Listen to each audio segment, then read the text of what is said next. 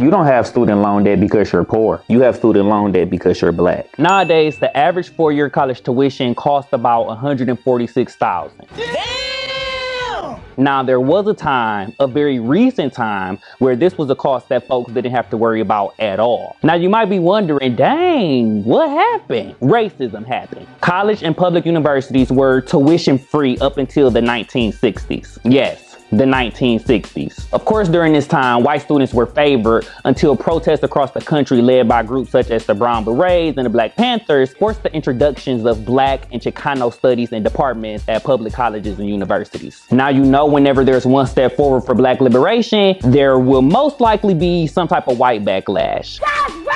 Ronald Reagan was elected governor of California in 1966. And when he was elected, he proposed that the University of California system start to charge tuition. Now, in his words, the point of this was to get rid of the undesirables, and to those who were there to carry a sign instead of study, they might think twice. Now, this was nothing but a campaign to maintain white supremacy and the status quo. Well, just as I thought. Now, you might be asking, how was this a play to maintain white supremacy? Now, when you begin to charge for college, the question becomes, who had the money to pay? Most likely, not us. This devious white supremacist scheme of Ronald Reagan was very successful, and by the 1990s, every formerly public college began to charge tuition costs, and this led to student debt. The average student loan debt per person in 2018 was about $30,000. From 1964 to 2019, student loan debt rose by over 3,000%, and now more than 1 million folks can't even pay those loans back. Thanks, Ronald Reagan. Fuck you. Now, you might be wondering, what does this have to do with me? Student loan debt has impacts across racial lines. About 63% of white graduates had to take out some type of financial aid, compared to 81% of black graduates who had to do the same. Now, black graduates on average had to take out loans that were double the amount of their white counterparts. Now, this, coupled with the discrimination we see in the job market, plus pay gaps, plus